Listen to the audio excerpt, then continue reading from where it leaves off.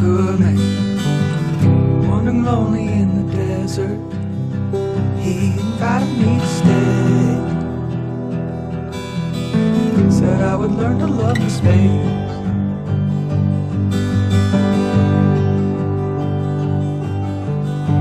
I knew a woman, her name was Jezebel. She was a wild one, a wild one. She said, come out and we could have fun. And then she wanted me to go. She couldn't stand getting too close.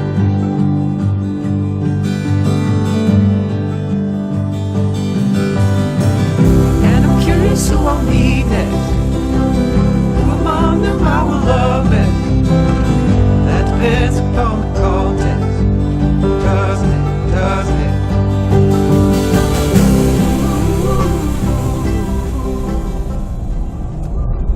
Well, g'day folks, another brilliant day in Darwin.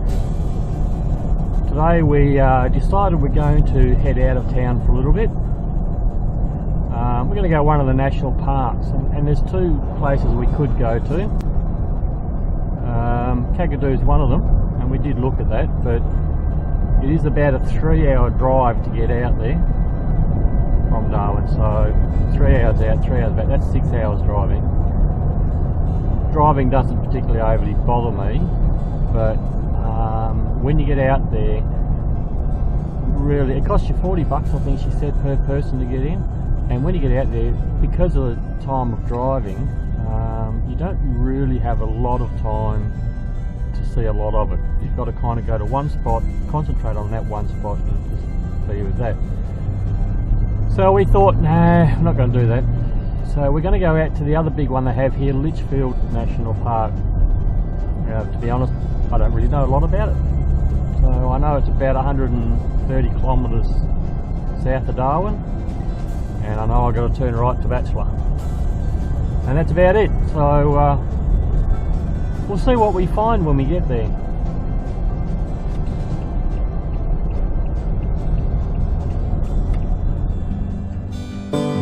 I met a man named Melchizedek.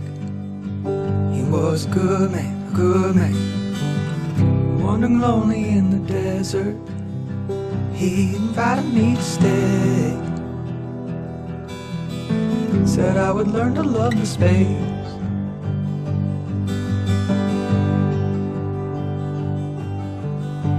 I knew a woman, her name was Jezebel. She was a wild one, a wild one. She said, come out and we could have fun. And then she wanted me to go. She couldn't stand getting too close.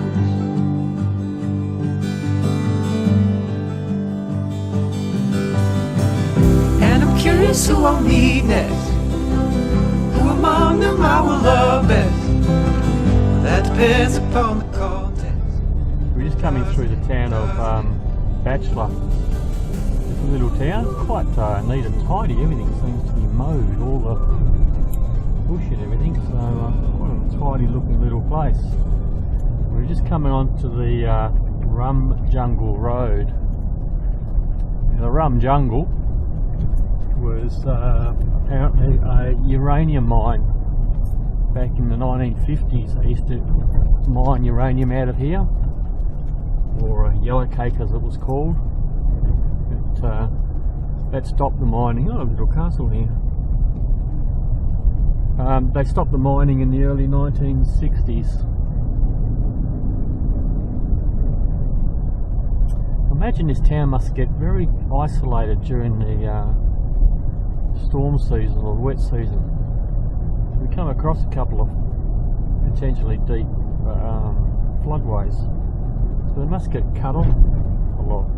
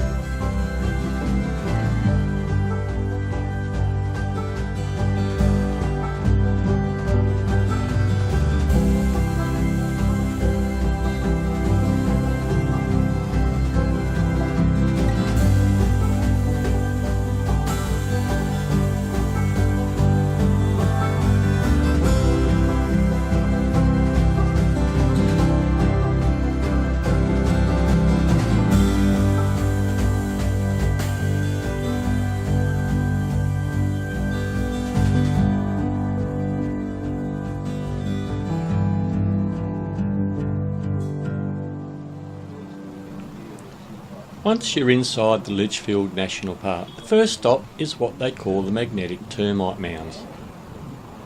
There's a great little boardwalk that lets you walk out into the termite fields without damaging the area. These mounds are over 100 years old, and their design was more to do with keeping the mound cool rather than which way was north.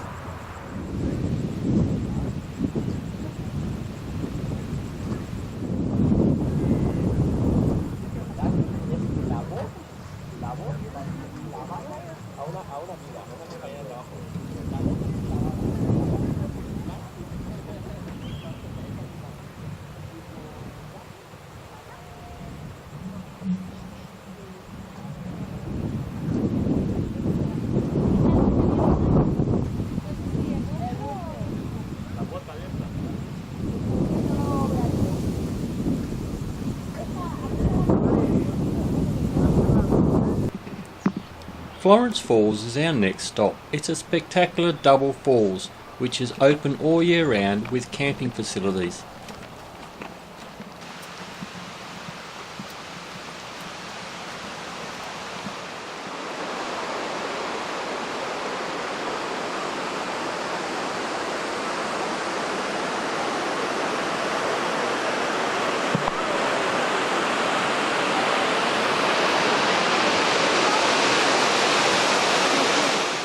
It's a 160 step staircase down to the Crocodile Free swimming area.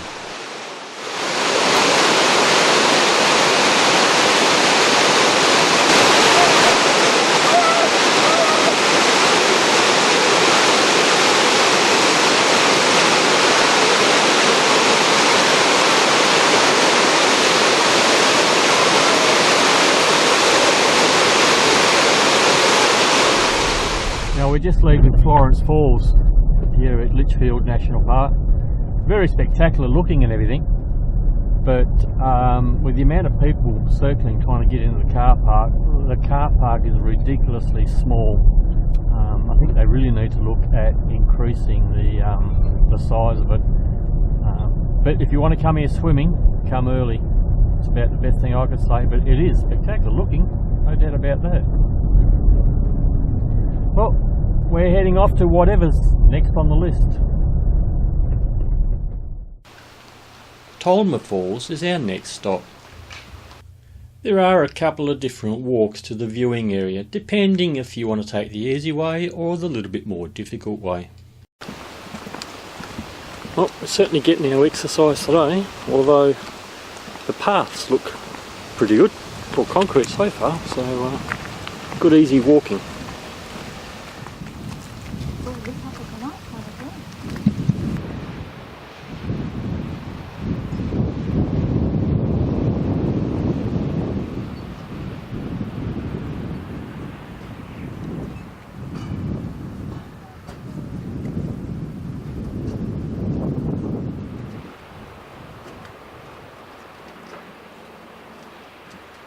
These falls are listed as the most spectacular in the park, but today it's just a trickle. However, during the wet season, the water flowing over the falls must be spectacular.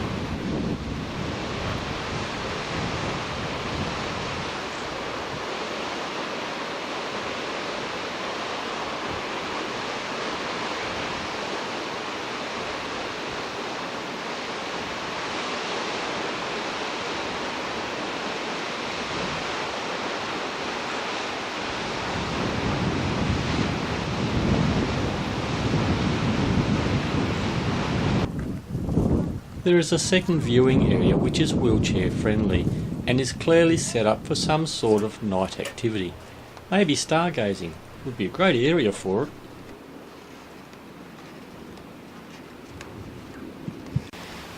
The toilets here, they're flush toilets, they've got wash taps and lighting as well for night time. That's not bad.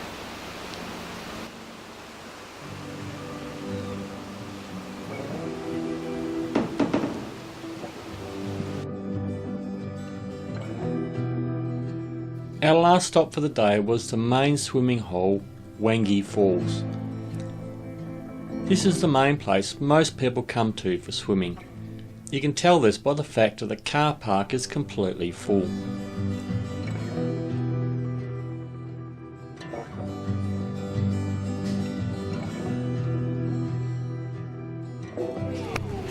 There are a number of walks, including a 3-kilometre return walk to the top of the falls. The fact that they even got to put one of these signs up here is enough for me to not go swimming.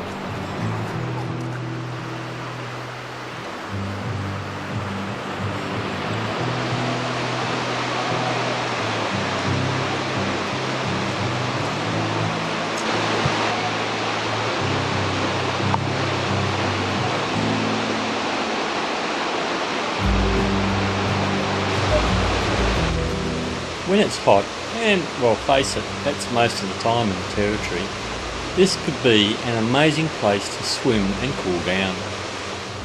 Crocodiles might only be a problem after the wet season, and they're usually removed pretty quickly.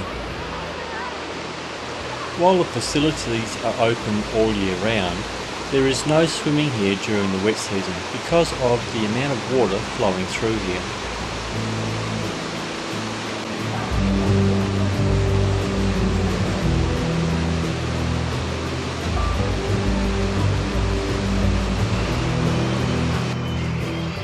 We're going to take the track to the top of the falls, but we're going to stop at the 300 metre mark, at the viewing platform.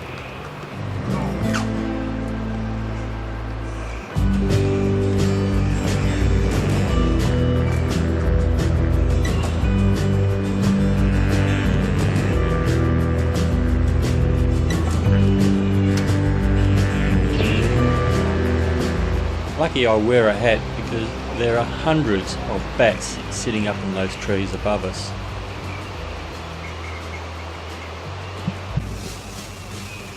That was a wild pig, which can be dangerous Lucky this one ran away from us.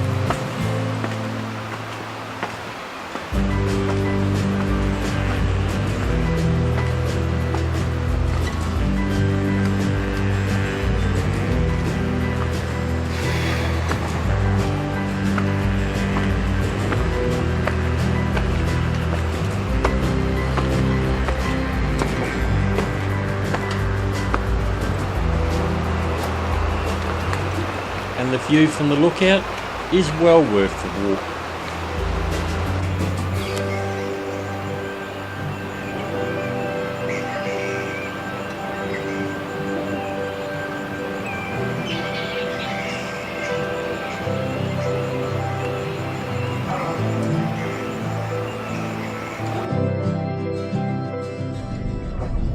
Well, that's Litchfield National Park done.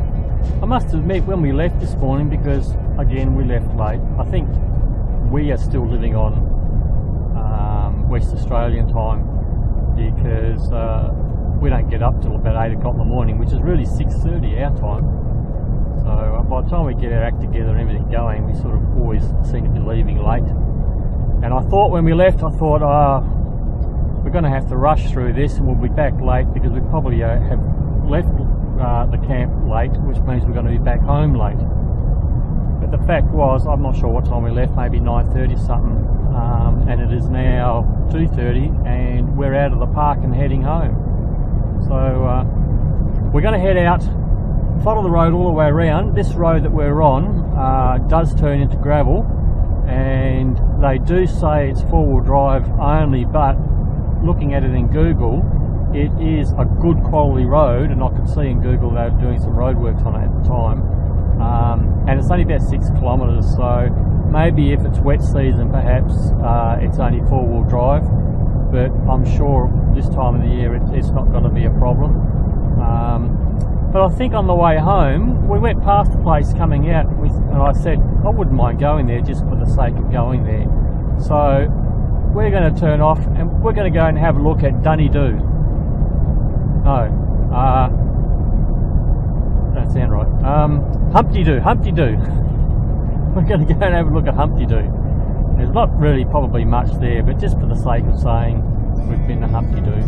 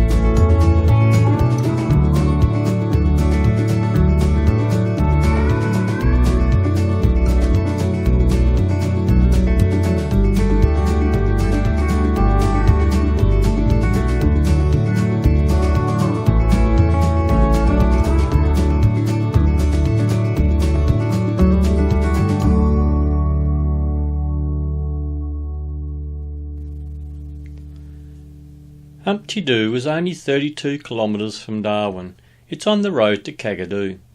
The town got its name from a station that was in the area called Humpty Doo. It started out as market gardens and today also includes commercial agriculture.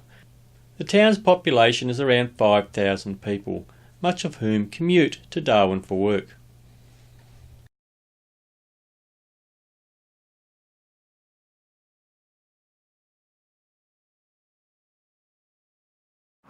There we go, there was a reason to come to Humpty Doo. Big crocodile. In 1983, Australia won the America's Cup, and one of the big things that come out of that was the boxing kangaroo. Well, somebody up here thought they should have a boxing crocodile. It's made from fiberglass and had to be made strong enough to withstand cyclones. It cost a staggering $137,000 to build. Well, as you can see, we're back in Darwin at the caravan park. Litchfield is a really good day out. There are plenty of opportunity for camping out there and exploring further into the bush on some of the four-wheel drive tracks.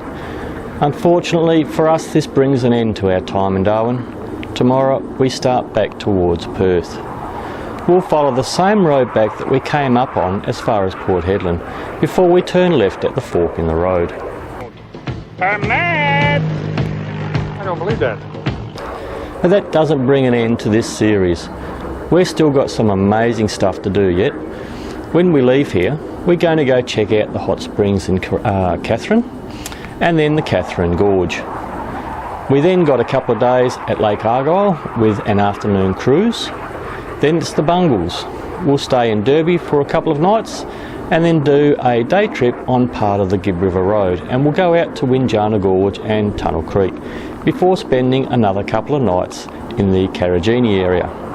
So if you like this video, then hit the thumbs up and consider subscribing. But until next time, happy travels.